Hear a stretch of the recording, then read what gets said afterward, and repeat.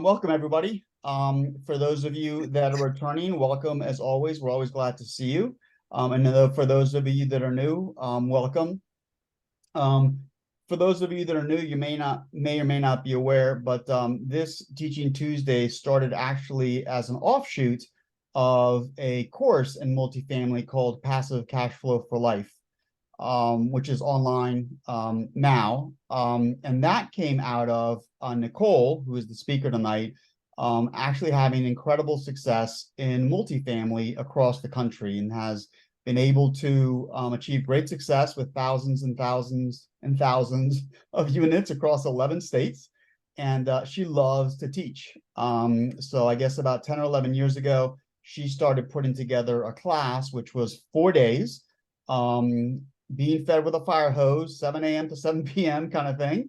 And I took the class, loved it. And then right before COVID, we decided to actually take it online so we could kind of expand the ability to kind of share and help people be successful in multifamily outside of the area where we're very well known, which is basically Baltimore, Washington, D.C., Northern Virginia.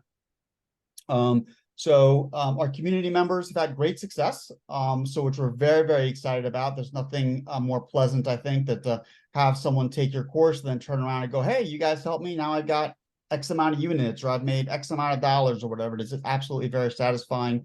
There was a link to the class. If you have an interest in that, we highly encourage you to do that if you want to be successful. We have not done an in-person class in a very long time. I think we're thinking about doing one in March, which we can talk about at another time. Maybe we'll send out an email or something like that. So anyway, at the end of the day, today, Nicole is teaching, and we're excited to hear about creating a budget to be successful in multifamily, which is critical. But at this point, I think I'll pass it over to you, Nicole. All right, thank you much. So every week we try and take a little piece of a topic and talk about it.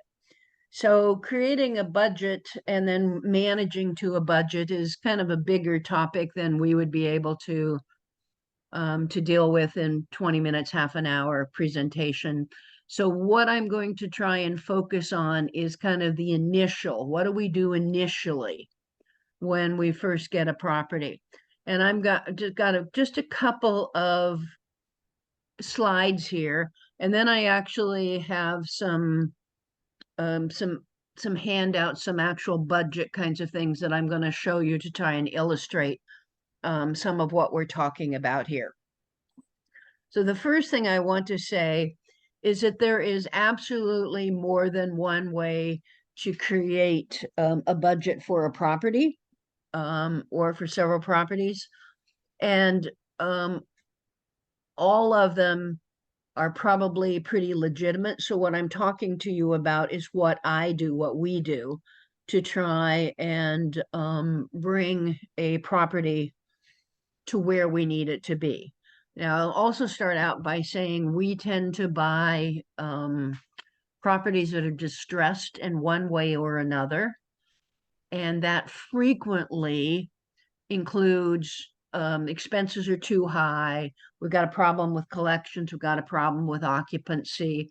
So there's generally more than one issue that we're dealing with, as opposed to people who buy stable properties and are working off of, trying to make little changes here and there.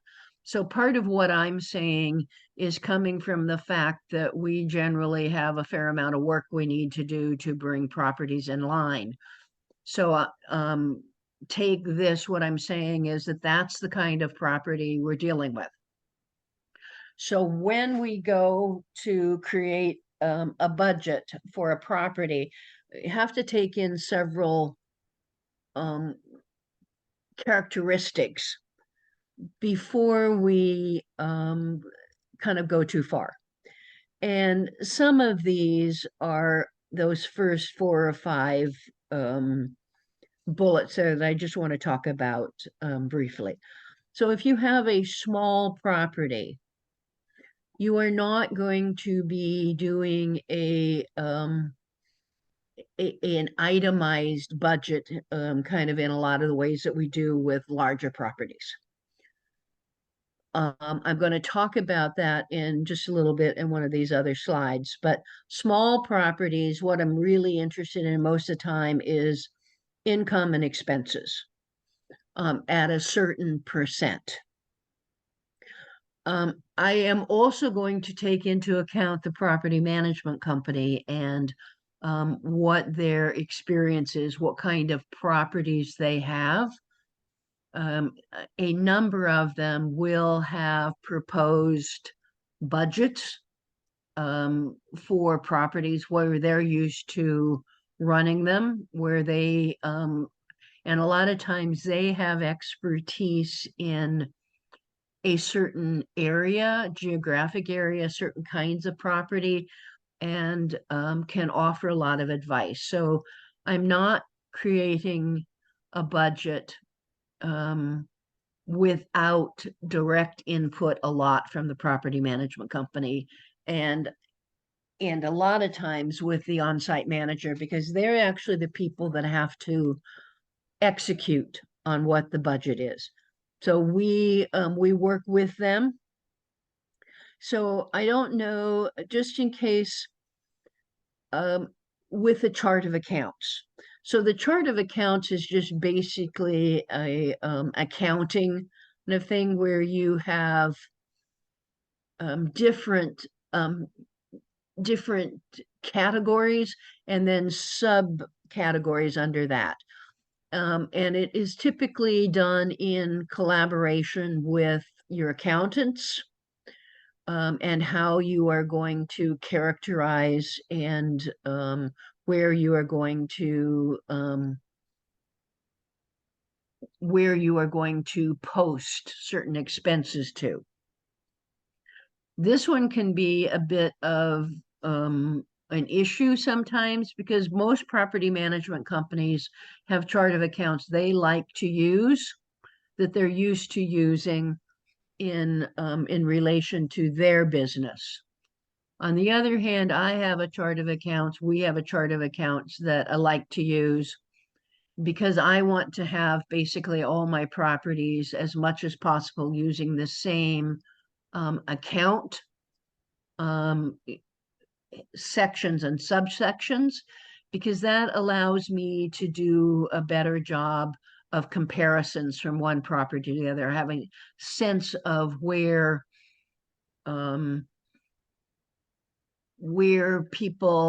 properties are working and not.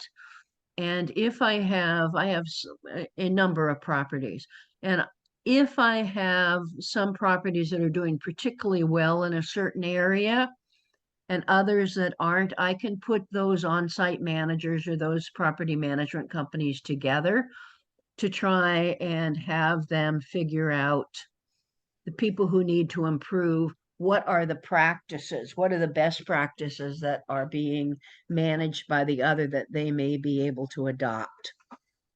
So that a lot of times is negotiation. All right, so the next thing, and probably a really important thing, is you're starting where you're starting. In terms of when we buy a property, it's been operating at a certain level, certain level of income, certain level of expenses, certain occupancy. And so when we're creating a budget, most of the time we are starting with what has been and then driving to what will be. And most of the time it can't be done in a year. And so we're having to build that plan out. And the budget is going to be linked to the plan, to our strategic and tactical plans. So if we need to do something in that six bullet there, if we're going to do something related to goals, it's going to take resources to accomplish those goals. And one of the big reasons a lot of properties don't get to where you want them to be. Where they struggle is that you don't put the resources behind the goals that you want to accomplish. And so part of our budgeting process is to figure out what we need to do to put the property where we want it to be, and then what where do we need to increase spending, where do we need to switch things up, what kind of resources is it going to take to accomplish the goals, and then we drive that into the budget. And that can either be in the actual expense categories, or we can put it kind of below the line in the reserves and figure that we are going to spend, I'm making this up, $10,000 for a new communication system on a larger property, right? So all of those things are in the back of our minds and we start building out the budget. Like I said, we're going to do it in collaboration with the property management company. I am going to try and listen to what they say. At the same time, I know from 25 years of investing about where I should be on expenses on different things and what can be achieved. So if we are changing property management companies as we're taking over a property, it's not as much issue as if we're trying to keep the same property management company who tends to look at this property and the budget in a certain through a certain lens. We are basically managed by data. And so rather than listen to the tales, what people are telling, but I manage to what the data are actually telling me about the performance.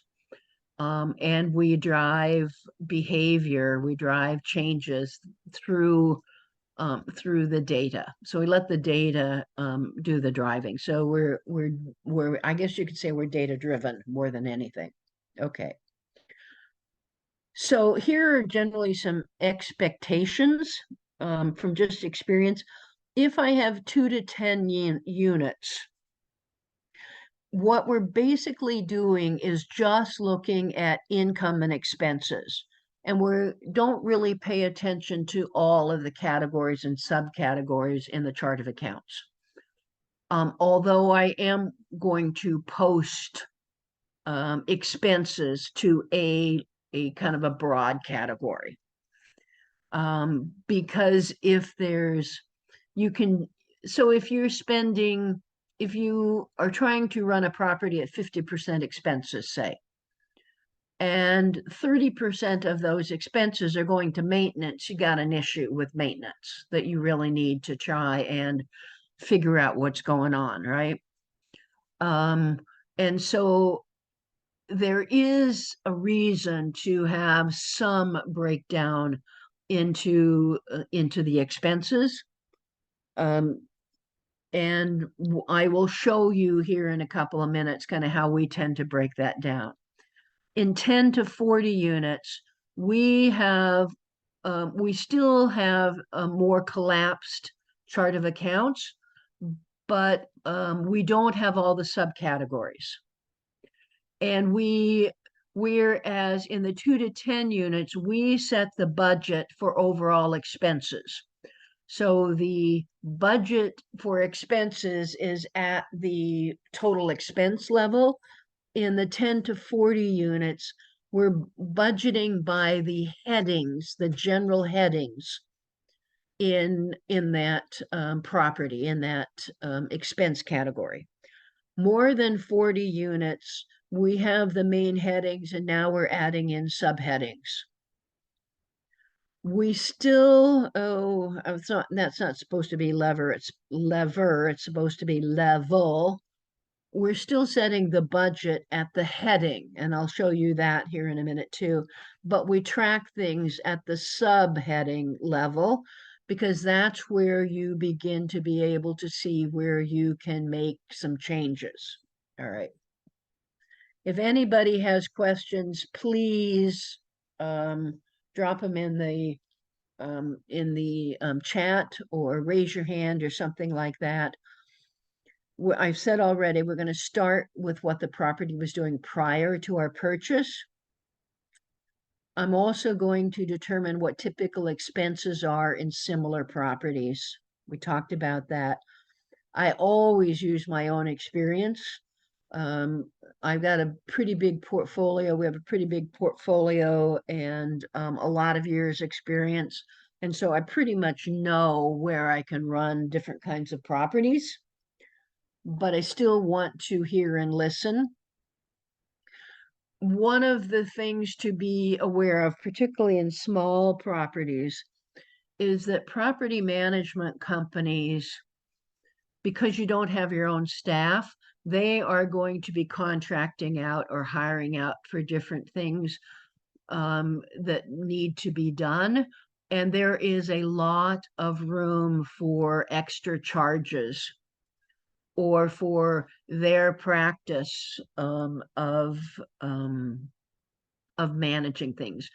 For example, it is not atypical that if you have that if you have a small property and it's a relatively small property management company, they don't have a an HVAC person, for instance, that actually works for them. And so if you have an issue with heating, they're going to contract it out.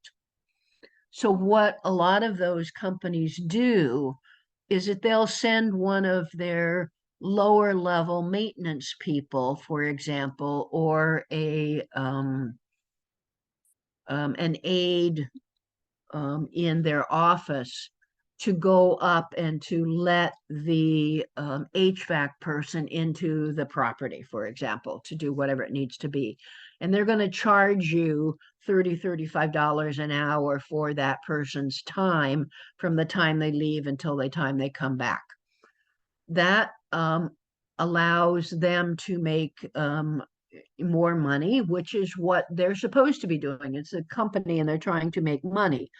What I don't want is for them to be able to be making money based on um, me making less money, shall we say. So one of the goals that we always have is to try and align our goals so that if we accomplish what we're trying to accomplish, that the property management company or other people get bonused. So the reason it is here, I'm talking about this under the budget section, is because when you start looking at expenses and where things are being expensed, you also need to look at how much and question some of this stuff. You also should probably be asking some of these questions before you hire a property management company, so you know this going in. And we've actually had tales of several of our successful students having some things like that happen to them, right, James?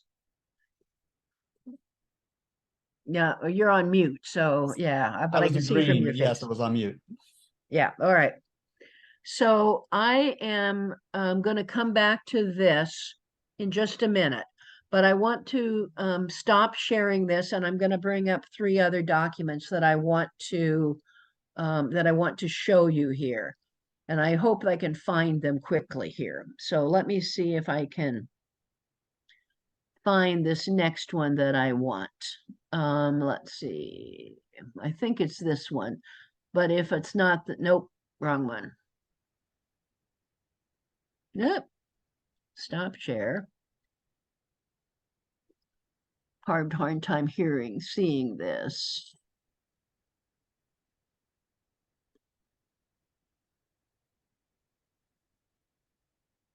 Uh-uh.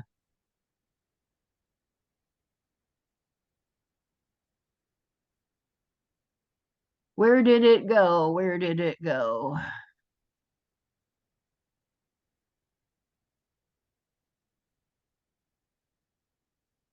Yeah, this isn't the one I'm wanting, but but we'll talk, actually, let me see if I can let me see if I can just pull this up for a minute. Sorry, you guys, I thought I had opened them all.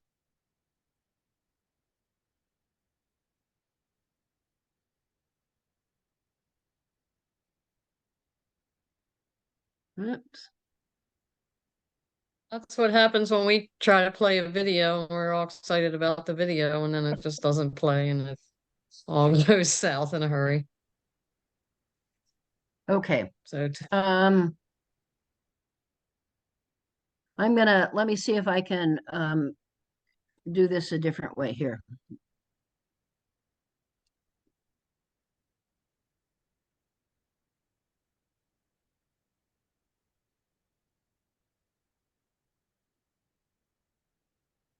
Maybe the next time we can put them all in one shared Dropbox, and then if one of us can't pull up the document, one of the other ones can.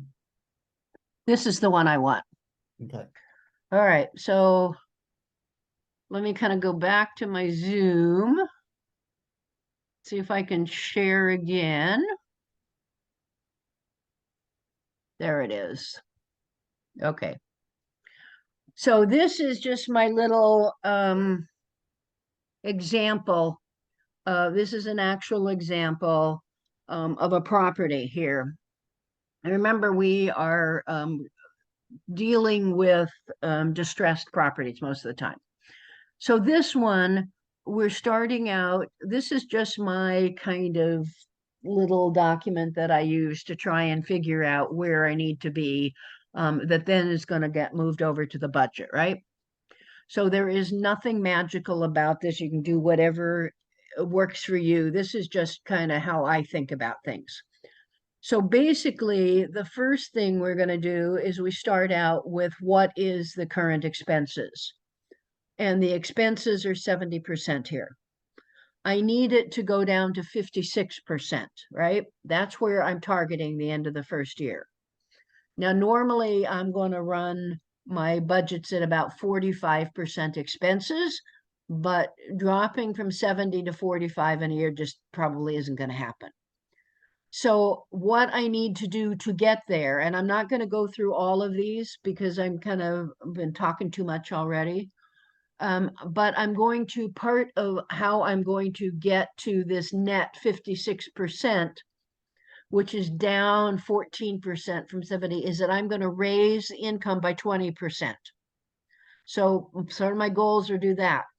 I am going to, in terms of expenses, I'm going to trim expenses this way. So there was big water leaks. And so I can trim the utilities expenses by 8%, right? I can trim admin because there was a lot of travel that I wondered about, and other just generally. So I can trim 14% off of this in this first year in these categories. I can add 1% with other kinds of income sources like pets, like bill backs, like other kinds of things. So if I am increasing my income by 20%, decreasing here by 14, so this is 20 plus 12 plus 1, it's kind of 35%. Let's see, 10, 12, 14, right? So now I'm going to talk about, because not only do I have to sometimes decrease in certain areas, there are other areas that I need to increase spending so I can actually accomplish the goals. There was absolutely no marketing going on in this property. So we're going to add a 2% marketing budget because we need to start fixing up some of these units. We are going to increase payroll by 5%. The maintenance is pretty much the materials. We're going to bump that by 8%, trash up, insurance up, taxes up. So that is 21%. And so I need to, that would gets me to my net change of 14%. So however you do that, that's kind of what we're kind of doing about this. And then the rest of this is just generally how we're going to go about thinking about kind of these things. So my goal here is for you to just see what my thinking is, and then you can kind of do whatever, however it works for you. All right, let me now bring up this budget. All right, so here is actually the income. So here is the targeted collected income on this. And you can see that we are changing this out month by month. So here is our occupancy goals. We have a 92.5% collection goal because we were starting out at less than 80%. And so we're just trying to improve the collections here, right? So for those of you, just kind of the way we're doing this, and this is just kind of internal, anything that is highlighted in yellow is somewhere on our performance management. It's one of our goals, one of our measures that we're looking at to see how we're tracking. All right, so now let's come down to total expenses. So we are going to hold expenses a little bit here. But as we're increasing income, the overall expense rate is going down. I don't need you to pay attention to this. What I want you to look at now is my categories. So here is my admin, employees and labor, utility and other, maintenance and repairs, taxes and insurance. And then below the line, I have things like the things like we're going to do, like reserves and stuff like that. So at a smaller property, I don't have all of this under here. I have admin, and I have what my goal is going to be, what my total budget for admin is, and that's down here. So in this property, the budget was 21,705, and then as we go down through the year, the income, what we are budgeting, goes up a little bit and then stays stable. All right. This next thing is employees and labor, and obviously we can collapse that too. But that is the property management company, travel expenses, on-site manager, on-site staff, et cetera, right? Utilities, maintenance and repairs, taxes and insurance. And so what these end up doing is they collapse, and we have 5 or 6 big areas, and our budget is at the overall level. So the budget level for like employees is 16,540 a month. That's what my budget is. I am trying to break these down in my subcategories after the property is stabilized. But what I'm really trying to track is this number. If I am way over here, I'm going to open this up and I'm going to see what these numbers in here look like.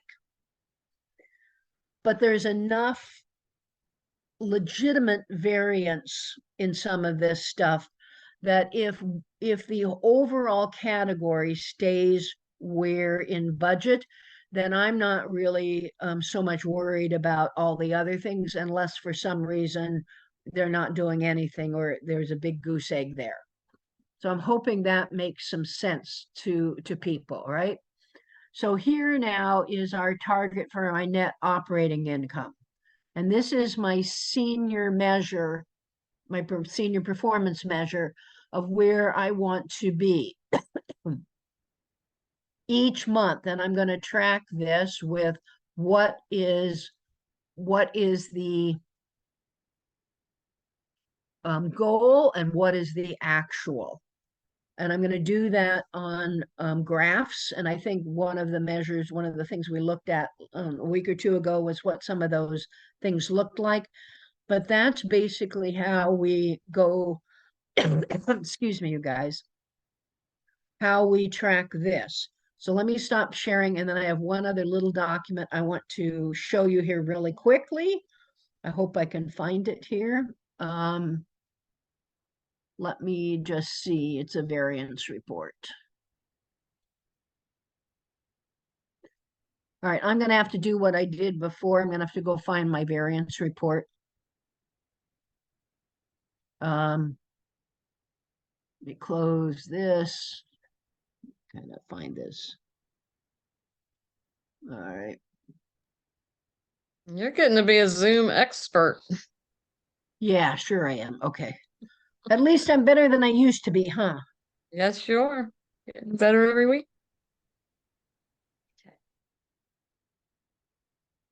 All right. Now I just have to figure out how to expand you guys, how to get back. Uh-uh.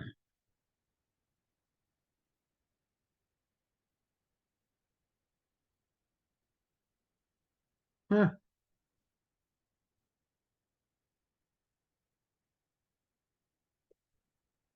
James or somebody can, I just have this little tiny thing here that I don't know how to, I can't get up to where the things are to be able to share the screen. I just have this little tiny square. Can you help me, James? James, you're on mute. Yeah, I try to unmute with the space bar. So on your screen, do you have the Zoom screen open, or you just have a very small square somewhere on your desktop? It's just a little tiny square, and all I see is your face. All right, in the upper right-hand corner, is there a little thing that pops up that says sign in, and then next to it, it's 4 squares or 9 squares and says view? What? In the There's upper no, right-hand, there's nothing like that. um, Why don't you take a couple of questions while I try and figure out this and see if I can. okay, or if you want to email it to me, I can share it from this end if that doesn't work. So while she's looking for that, what kind of questions does anybody have? We have a small enough What group are if you'd like to what are you unmute. wanting me to share? I don't know. If you want to send me whatever the document is via email, then I can share It's it in from the this end. Dropbox. Okay. Uh, oops. Where in Dropbox? It's under Teaching Tuesday. It's the variance report, and it's probably the Okay. last one since I haven't changed it. All right. Give me a sec. Teaching Tuesdays. Points.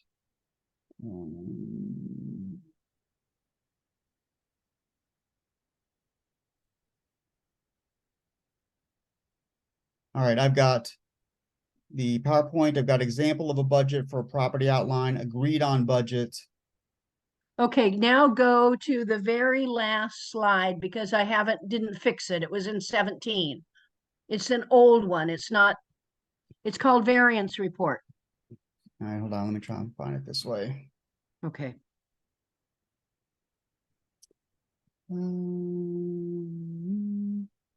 There we go. Never mind. I got it. Got it. Awesome. Okay. All right. Let me just kind of see what I did with it now. There it is. Okay. So in the interest of time, you guys, this is kind of a report that this is not on this property, but this is something we have our accounting people do. So here is kind of like the current month. Here's the current budget, the actual for this month on the different basically areas, right? And here is the variance. So if it is off, if it is plus, and then we do it year to date. So here is the budget year to date. Here's the actual, and here's the variance. So you can see anything's in parentheses is a negative.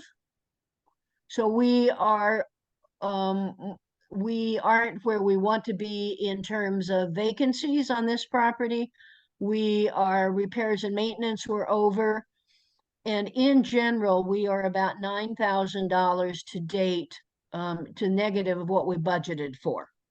Does that make sense? So quickly, I can see where I am by month, and I can see where I am by the year to date. And that's all I wanted to show you with that. And the last thing I want to come back to is my slides. All right. I am sorry for the audience who is dealing with somebody who's technically incompetent. That'd be me. Okay, so I think this is the last slide, or one of them, is that in the first 6 to 12 months, we don't actually manage to the draft budget most of the time. It is something that is on paper, and we're seeing how we can do in relationship to it. Because I really don't know how this property is actually going to perform.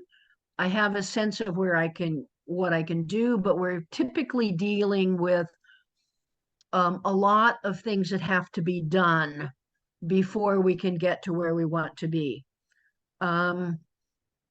We were going to try and increase or decrease things in the first 6 months to a year at the heading level rather than at the sub level. So for instance, that example of decreasing the utilities by 8% is that we think we can do that by fixing the water leaks and adding dawn to dusk lighting. So if I am going to decrease utilities by 8%, I need to have something there that tells me how I'm going to do that, right? I can't just put a number there without kind of putting some kind of plan behind it. And it's going to take a while to execute on that. That's why I'm not paying really close attention to the budget for 6 months or so. And once it starts to stabilize, then I'm going to start managing more and more to it. My income on that property isn't going to be up by 20% until the end of the year. And so I am really not planning to be able to get to that 56% expenses till the end of the year, because I have a lot of things I have to do to get there. I hope that makes sense, right? And so particularly in the 6 months going up, my focus is really on the action items I need to do to make sure that I can get to where I want to be on the budget. It's not on the budget itself. We watch the items in the chart of account and try and come up with an amount for the whole category. And if something is resisting being changed, we're going to look at that. We're going to see if we need to change something else, etc. At the end of year one, we are going to, on larger properties, we're going to really start adding in the sub items if the property is big enough, and really looking at things more specific. Almost always after the first year, I'm actually going to be managing to that budget. All right, I think that's gonna, if you're gonna make the NOI, which is our major things, we're gonna share it with the staff through bonuses.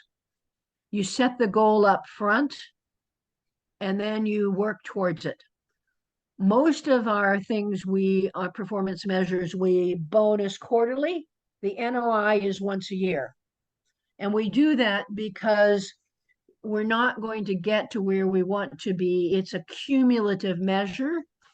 And so it's only once a year. So those are all only bonused at the end of the year.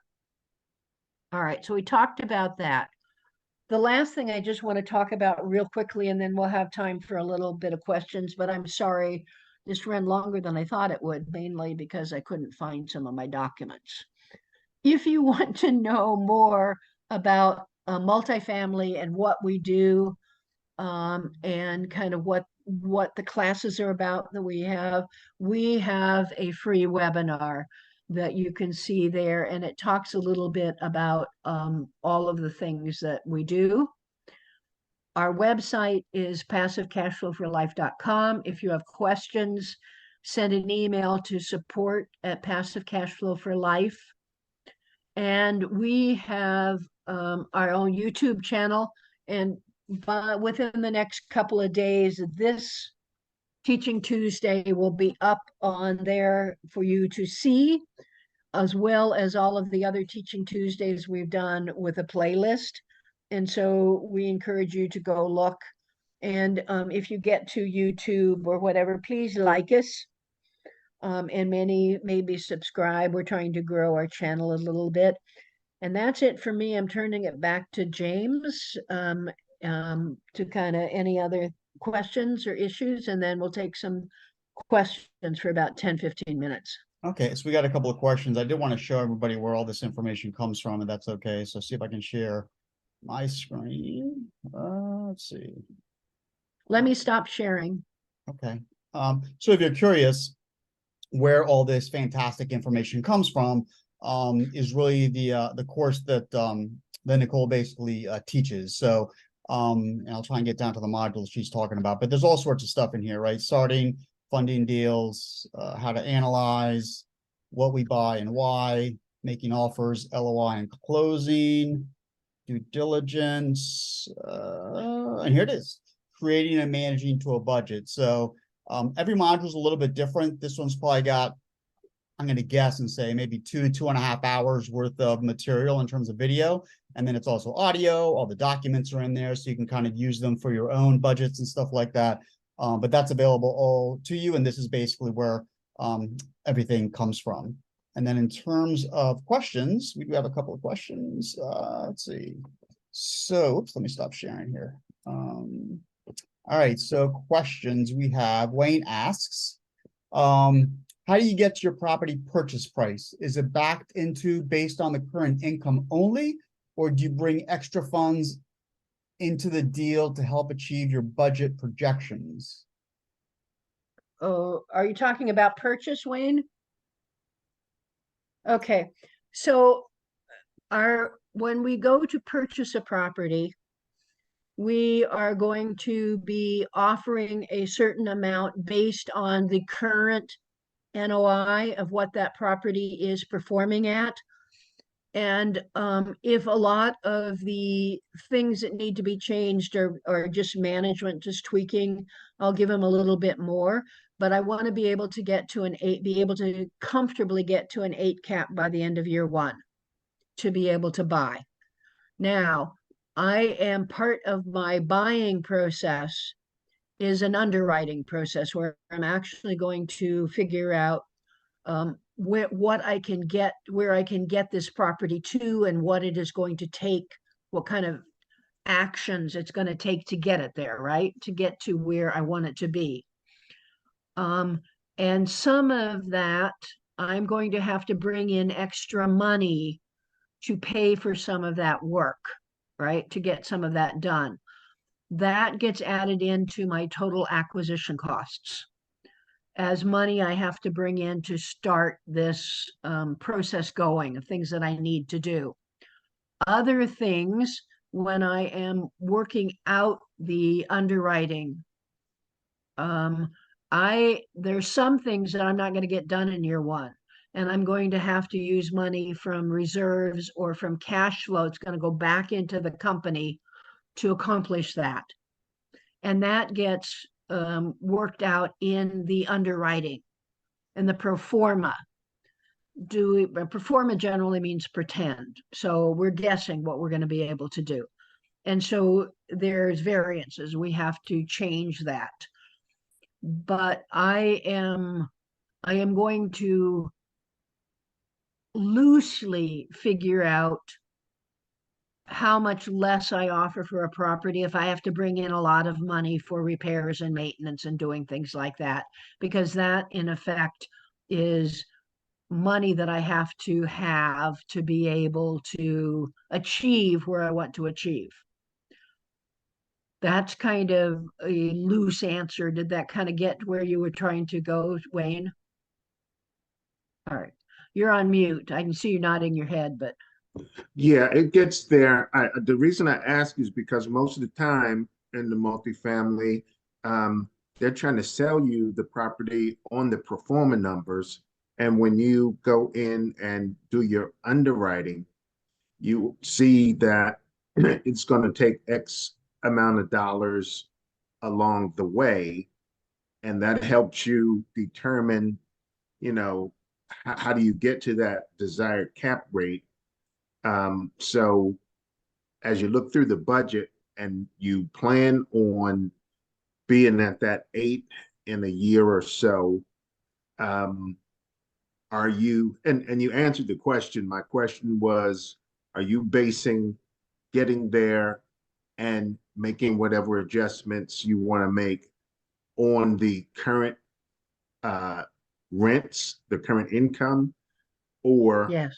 do you understand that sometimes that rent's not going to be enough to get where you're trying to go? Yeah, sometimes it's not going to be, and then those deals really don't work. Right, Brokers almost always are going to be trying to sell you on it and what it could be pro forma. right, right, So the real answer here is all pro formas, including the ones that we do, are pretend. You're guessing, you're taking your best guess. right, And one of the things that I'm going to give the brokers a little leeway for things that are easy to change, like controlling expenses a little bit. But if I have to bring in a lot of money or a lot of time to achieve something, then what I will and have said in the past, although not politically correct, is so let me get this straight. You're wanting me to buy this at a level when I have to bring in the money and I have to do the work to get there. Is that right? Is it you wanting me to pay you for the work I have to do and the money I have to invest? And right. that's really the truth. It's I would be more tactful than I am when you say that, but basically that's the gist. Yeah, and lately, as we all have experienced, in addition to a lot of the brokers missing that point, the other point that they're aware of is that they've been um, outrageously overpriced to start with. Oh yeah. So that's why I Yeah. wanted to ask that question. You walk away from more than you That than you. actually is changing. So the average cap rate, which where people are trying to sell properties, is going up. Yeah, And I actually, in a recent LinkedIn post, I actually showed a couple of graphs, it may be actually this week, of where it looks like it's going, where the cap rates are going, and they are going up. So the average now is 6.5 to 7, but I'm seeing 8s all the time yeah. now. So 7.5 to 8. So things are going up because the interest rates are continuing to be high, and I don't see them coming down quickly. And you always are you keeping a 2% margin? That's where I want to be. That's why I say I want to be able to get to that. So my money, the cost of money is 2% less than where I want to be able to buy, right? Because Right. I want some kind of spread on my cost of money and the cost of the property. Can't always do that, but that's why I want to be able to get to an 8 cap by the end of the year one. Okay. Other questions? Thanks, Wayne. Thank you. Not in chat. Sherry says, great training. Thank you. Thank you. Thank you.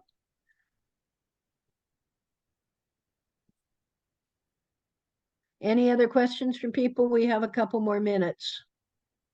And again, you guys can just unmute. It can be about budget. It can be about, anything Jamar has his multifamily. hand raised there. Okay, go ahead, because I don't see it. Well, I'm seeing it on his on the little thing I see here. Maybe I'm does anybody else see it or is it just me? Oh, never mind. It was where I had my cursor. Okay. All right. My mistake. All right, so here Freddie is asking, great training, agreed. Do you give the property management company your own metrics of what you want them to achieve? We're doing it together, but basically I know where I want this to be, but they're the ones that have to do the work. So we are kind of coming up with these things in general, and I am telling them generally after we've hired them where we are on the underwriting and what we need to accomplish. And remember, I am not actually going to be managing and bonusing on this budget until probably the end of the first year with my NOI. So I'm looking at other things, but we are tracking more specifically the work we have to do, the action items to be able to get to that budget number on different areas. Did that answer that question? I Yeah, don't thank know. you. Yep. Okay. Is that Freddie? Yeah, it is. Hey, how are you? I'm doing well. Thank you. Good, good. Welcome. Thank you. It was awesome. I think did I see another question, James? No, not yet. Okay. But anybody that wants to ask, feel free to ask. Yeah, I don't know if anybody has any things, but I would really love to be able to have more interaction with people. But I know people don't like to talk so much. So how And I about actually this? need to talk less, you guys. That means you guys need to talk more. So how about this? We're always looking to add value. And in terms of adding value, we want to be able to present, topics that you all have an interest in that would help you in your multifamily ambitions or career, or growing your portfolio, whatever it is. So if you have something that you think you would like us to maybe talk about, you can either say it out loud, you can write it in the chat, or if you're really shy, you can just send it to me at james@passivecashflowforlife.com. But again, the whole idea here is to help everybody achieve, to whatever level, whether it's buying a fiveplex or having 5,000 units or anywhere in between. We want to help you achieve that. And obviously, if we can present you with the best information to help you get there, we want to be able to do that for you. And Charlene has her hand open or up. Okay, I put it in the chat, but different counties and states are allowing or not allowing IDUs. And I'm hearing a lot about it. IDUs, teeny tiny houses, various things like that. And so I was wondering if in the future we could talk a little bit about that, if anybody has any information or experience on it. I've been following it. My county of Prince George County does not allow that yet, although I know a couple of people who are doing it. So So would you like to tell people, I'm not sure everybody on the line knows what IDU is. I think that stands for independent dwelling unit. And what's happening in certain areas, particularly California, that's always on the news. In that state, they're actually giving people money to put structures, and people put them in their backyard, and they use them for various things like bed and breakfast or just regular rent. But a lot of people are using it for not bed and breakfast, travel people, or even folks that are looking for bread and breakfast. And It's also a variation that you're starting to see with shared housing. Yes. Because it's the affordability index is so bad right now. Yes. So maybe we can talk about it a little bit. I don't know a lot about it, but I'll bet you we can find somebody who does. There's a big Okay. company out in Hagerstown, actually a national company that does IDUs, and maybe we can reach out to them and get someone to present, perhaps. That's a good idea. That would be fun. And then we've Ernie, got Darren with his hand up and Ernie has somebody his- else. So Yep, Ernie. Is it Ernie or Ernest? What do you like? You're on mute. You're on mute.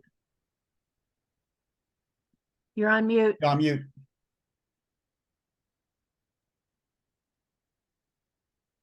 Oh, we can't hear you. You're on mute. So you're unmuted, but we still can't hear you. Nope, can't hear you. Darren, what's your question real quick? Oh, pretty much. I just wanted to say I was looking to maybe get my first 4 unit. Good for you. For soon. I just did a couple wholesale deals. Well, last month and this month, and I wanted to get my first multifamily. I was trying to just stay with 4 unit and wanted to start looking. So I'm here in Maryland, Baltimore. I wanted to know anywhere I should start looking or anything, what direction I should go in, because I think I'm ready. Yeah, the thing I would do is that I would find a smaller community that is in the outer commute range from Baltimore. Yeah. You're going to find better prices. You're going to find better lenders or lenders that are still lending. You think Rather Cumberland's than, a good area? I'm sorry? You think Cumberland, Maryland is a good area? Cumberland might be a good area. Erie Okay. might be a good area.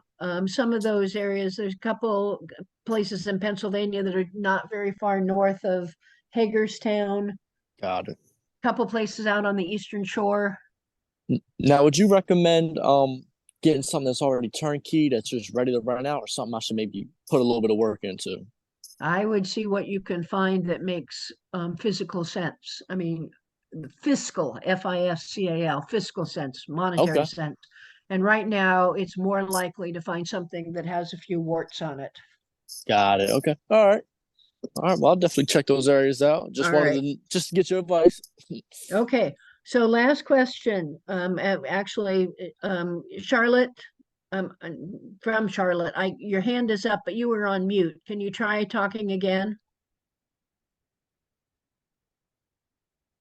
You want Still to try and can't type hear it in you. the chat? Is it in the chat? No, not yet. I think Okay. he's typing now. While he's doing that, why don't you introduce Sharon and Jane? And then we'll come back and take this last question.